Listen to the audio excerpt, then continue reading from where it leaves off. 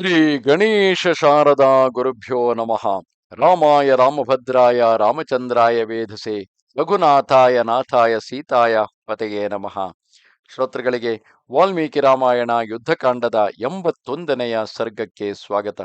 ಹಿಂದಿನ ಅಧ್ಯಾಯದಲ್ಲಿ ಮರೆಯಲ್ಲಿ ನಿಂತು ಯುದ್ಧ ಮಾಡುತ್ತಿದ್ದಂತಹ, ಅಂದರೆ ಯಾರ ಕಣ್ಣಿಗೂ ಕಾಣಿಸದಂತೆ ಅದೃಶ್ಯನಾಗಿಯೇ ಅಂತರಿಕ್ಷದಲ್ಲಿ ದಿಕ್ಕುಗಳನ್ನು ಬದಲಾಯಿಸುತ್ತಾ ಮಾಯಾ ಯುದ್ಧವನ್ನು ಮಾಡುತ್ತಿದ್ದಂತಹ ಇಂದ್ರಜಿತುವು ಯಾವ ಕಡೆಯಿಂದ ಬಾಣಗಳು ಬರುತ್ತಿವೆ ಎಂದೇ ಅರಿಯದಾದಾಗ, ಅನೇಕ ಕಪಿಗಳು ಆ ಬಾಣಗಳ ಹೊಡೆತದಿಂದ ಸಾಯುತ್ತಿರುವಾಗ, ರಾಮ ಲಕ್ಷ್ಮಣರಿಬ್ಬರು ಯಾವ ದಿಕ್ಕಿನಿಂದ ಬಾಣಗಳು ಬರುತ್ತಿರುವವೋ ಆ ದಿಕ್ಕಿನಲ್ಲಿ ದಿವ್ಯಾಸ್ತ್ರಗಳನ್ನು ಪ್ರಯೋಗಿಸುತ್ತಾ ಆ ಇಂದ್ರಜಿತುವಿನೊಂದಿಗೆ ಯುದ್ಧ ಮಾಡುತ್ತಿರುತ್ತಾರೆ. ಆ ಸಂದರ್ಭದಲ್ಲಿ ಲಕ್ಷ್ಮಣನು ತಾನು ಬ್ರಹ್ಮಾಸ್ತ್ರವನ್ನೇ ಪ್ರಯೋಗಿಸುವೆನೆಂದಾಗ, ಒಬ್ಬ ರಾಕ್ಷಸನ ಈ ರೀತಿಯಾದ ನೀಚ ಕೃತ್ಯಕ್ಕೆ, ಅಂದರೆ ಅಡಗಿಕೊಂಡು ಅದೃಶ್ಯನಾಗಿ ಕಣ್ಣಿಗೆ ಕಾಣದಂತೆ ಮಾಡುವ ಮಾಯಾಯುದ್ಧಕ್ಕಾಗಿ ಕಣ್ಣಿಗೆ ಕಾಣದ ವ್ಯಕ್ತಿಯ ಮೇಲೆ ಬ್ರಹ್ಮಾಸ್ತ್ರವನ್ನು ಪ್ರಯೋಗಿಸಿ ಅದರಿಂದ ಬೇರೆ ಎಲ್ಲರೂ ವಿನಾಶವಾಗುವುದು ಬೇಡವೆಂದು ರಾಮನು ಆತನನ್ನು ತಡೆದು, ನನ್ನ ದಿವ್ಯಾಸ್ತ್ರಗಳ ಸಹಾಯದಿಂದಲೇ ಆತನನ್ನು ಖಂಡಿತವಾಗಿಯೂ ಕೊಲ್ಲುವೆನು ಎಂದು ಭರವಸೆ ಕೊಡುತ್ತಾನೆ. ಅದನ್ನು ಕೇಳಿದಂತಹ ಇಂದ್ರಜಿತುವು ಕೂಡಲೇ ಆ ಯುದ್ಧರಂಗದಿಂದ ಮರಳಿ ಹೋಗಿಬಿಡುತ್ತಾನೆ. ಮಹಾತ್ಮನಾದ ರಾಮನ ಮನೋಭಿಪ್ರಾಯವನ್ನು ಅರಿತವನಾಗಿ ಇಂದ್ರಜಿತ್ತುವು ಯುದ್ಧರಂಗದಿಂದ ಹಿಂತಿರುಗಿ ಪಟ್ಟಣವನ್ನು ಪ್ರವೇಶಿಸಿದನು. ಬಲಾಢ್ಯರಾದ ರಾಕ್ಷಸರು ಹತರಾದುದನ್ನು ಸ್ಮರಣೆಗೆ ತಂದುಕೊಂಡು ಮಹಾ ತೇಜೋವಂತನಾದ ಆ ಶೂರನು ಕೋಪದಿಂದ ಕೆಂಪೇರಿದ ಕಣ್ಣುಗಳುಳ್ಳವನಾಗಿ ಹೊರಟು ಬಂದನು. ಮಹಾ ಸಮರ್ಥನು, ದೇವತೆಗಳಿಗೆ ಕಂಟಕನೂ ಆದ ಪುಲಸ್ತ್ಯ ವಂಶದವನಾದ ಇಂದ್ರಜಿತ್ತುವು ರಾಕ್ಷಸರೊಡಗೂಡಿ ಪಶ್ಚಿಮದ ಬಾಗಿಲಿನಿಂದ ಹೊರಟು ಬಂದನು. ಏಕೆಂದರೆ ಪಶ್ಚಿಮದ ಬಾಗಿಲಿನಲ್ಲಿ ಹನುಮಂತನು ಯುದ್ಧವನ್ನು ಮಾಡುತ್ತಿದ್ದನು. ವೀರರಾದ ಸಹೋದರರಾದ ರಾಮಲಕ್ಷ್ಮಣರು ಯುದ್ಧ ಮಾಡಲು ಉದ್ಯುಕ್ತರಾಗಿರುವುದನ್ನು ಕಂಡು ಆಗ ಇಂದ್ರಜಿತ್ತುವು ಮಾಯೆಯನ್ನು ಉಂಟು ಮಾಡಿದನು. ಮಾಯೆಯಿಂದ ಉಂಟು ಮಾಡಿದ ಸೀತೆಯನ್ನು ರಥದಲ್ಲಿ ಕುಳ್ಳಿರಿಸಿಕೊಂಡು ಇಂದ್ರಜಿತ್ತುವು ಸುತ್ತಲೂ ದೊಡ್ಡ ಸೈನ್ಯವನ್ನು ನಿಲ್ಲಿಸಿ ಅವಳನ್ನು ಸಂಹರಿಸಬೇಕೆಂದು ಮನಸ್ಸು ಮಾಡಿದನು. ಎಲ್ಲರನ್ನೂ ವಂಚಿಸಿ ಭ್ರಮೆಗೊಳಿಸಬೇಕೆಂದು ಮನಸ್ಸು ಮಾಡಿ ಬಹು ದುಷ್ಟ ಬುದ್ಧಿಯವನಾದ ಆತನು ಸೀತೆಯನ್ನು ಕೊಲ್ಲಬೇಕೆಂದು ಏರ್ಪಾಡು ಮಾಡಿ ವಾನರರ ಎದುರಿಗೆ ಬಂದು ಸೇರಿದನು. ನಗರದಿಂದ ಹೊರಟು ಬರುತ್ತಿರುವ ಅವನನ್ನು ನೋಡಿ ವಾನರರು ಯುದ್ಧೋತ್ಸುಕರಾಗಿ ಕೈಗಳಲ್ಲಿ ಕಲ್ಲುಗಳನ್ನು ಇಟ್ಟುಕೊಂಡು ಕೋಪದಿಂದ ಹಾರಿ ಬಂದರು. ಅವರ ಮುಂದುಗಡೆ ವಾನರ ಶ್ರೇಷ್ಠನಾದ ಹನುಮಂತನು ಎದುರಿಸಲಾಗದ ಪರ್ವತದ ಒಂದು ದೊಡ್ಡ ಶಿಖರವನ್ನು ಹಿಡಿದುಕೊಂಡು ಬಂದನು. ಇಂದ್ರಜಿತ್ತಿನ ರಥದಲ್ಲಿ ಜಡೆಗಟ್ಟಿದ ಕೂದಲುಳ್ಳವಳಾಗಿ, ದೀನಳಾಗಿ, ಉಪವಾಸದಿಂದ ಬಾಡಿದ ಮುಖವುಳ್ಳವಳಾಗಿ, ಆನಂದರಹಿತಳಾದಂತಹ ಸೀತೆಯನ್ನು ಕಂಡನು. ರಾಮನಿಗೆ ಪ್ರಿಯಳು, ಉತ್ತಮ ಸ್ತ್ರೀಯೂ ಆದ ಆಕೆಯು ಕೊಳೆಯಾದ ಒಂದೇ ವಸ್ತ್ರವನ್ನುಟ್ಟು ಸ್ನಾನವಿಲ್ಲದೆ ಎಲ್ಲ ಅಂಗಾಂಗಗಳಲ್ಲೂ ಕೊಳೆ ಧೂಳುಗಳಿಂದ ಲೇಪಿತಳಾಗಿದ್ದಳು. ಅವನು, ಅಂದರೆ ಹನುಮಂತನು, ಸ್ವಲ್ಪ ಕಾಲದ ಹಿಂದೆ ಜನಕಾತ್ಮಜೆಯನ್ನು ನೋಡಿದ್ದವನಾದ್ದರಿಂದ ಆಕೆಯನ್ನು ಕ್ಷಣಕಾಲ ನೋಡಿ ಸೀತೆಯೆಂದೇ ನಿಶ್ಚಯಿಸಿದನು. ದೀನಳು, ಕೊಳೆ ತುಂಬಿದ ಶರೀರವುಳ್ಳವಳು ಆದ ಆ ಸೀತೆಯು ರಥದಲ್ಲಿರುವುದನ್ನು ನೋಡಿ ಮುಖದಲ್ಲಿ ಕಣ್ಣೀರು ತುಂಬಿ ಹನುಮಂತನು ವ್ಯಥೆಗೊಂಡನು. ದುಃಖಾರ್ಥಳು, ಆನಂದರಹಿತಳು, ತಪಸ್ವಿನಿಯೂ ಆದ ಆ ಸೀತೆಯು ರಾಕ್ಷಸ ರಾಜನ ಮಗನ ಅಧೀನದಲ್ಲಿ ರಥದಲ್ಲಿ ಇರುವುದನ್ನು ಕಂಡು ಆಕೆಯನ್ನು ಮಾತನಾಡಿಸಿದನು. ಏನು ಮಾಡಬೇಕೆಂದಿರುವೆನೆಂದು ಯೋಚಿಸುತ್ತಾ ಆ ಮಹಾಕಪಿಯು ಆ ವಾನರ ಶ್ರೇಷ್ಠರೊಡಗೂಡಿ ರಾವಣಿಯ ಎದುರಿಗೆ ಓಡಿ ಬಂದನು.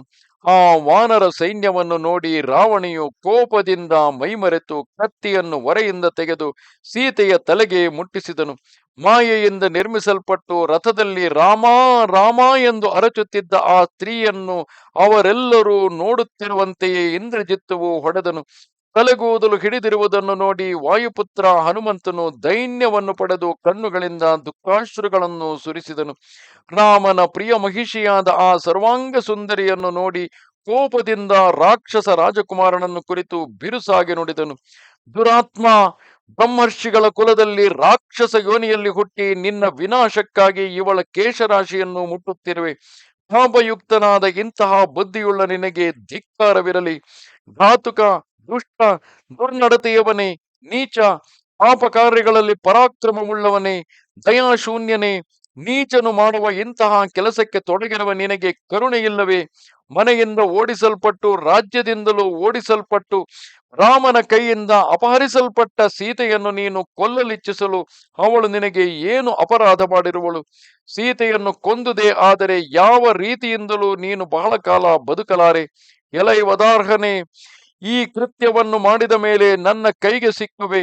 ಸ್ತ್ರೀ ಹಂತಕರಿಗೆ ಯಾವ ಲೋಕಗಳು ಏರ್ಪಟ್ಟಿವೆಯೋ, ಜಗತ್ತಿನ ವದಾರ್ಹರಲ್ಲಿ ಅತಿ ನೀಚರಾದವರು ಯಾವ ಲೋಕಗಳಿಗೆ ಹೋಗುವರು, ಆ ಲೋಕಗಳನ್ನು ನೀನು ಇಲ್ಲಿ ಪ್ರಾಣ ತೊರೆದ ಮೇಲೆ ಹೋಗಿ ಸೇರುವೆ. ಹೀಗೆನ್ನುತ್ತಾ ಹನುಮಂತನು ಆಯುಧಗಳ ಸಹಿತ ಇದ್ದ ಕಪಿಗಳಿಂದ ಕೂಡಿ ಬಹುಕೋಪಗೊಂಡು ರಾಕ್ಷಸ ರಾಜಕುಮಾರನಿದ್ದೆಡೆಗೆ ಧಾವಿಸಿದನು. ಮುನ್ನುಗ್ಗುತ್ತಿದ್ದ ಮಹಾಪರಾಕ್ರಮದಿಂದ ಕೂಡಿದ ಆ ಕಪಿಸೈನ್ಯವನ್ನು ಭಯಂಕರ ವೇಗದಿಂದ ಕೂಡಿದ್ದ ರಾಕ್ಷಸ ಸೈನ್ಯವು ತಡೆಗಟ್ಟಿತು.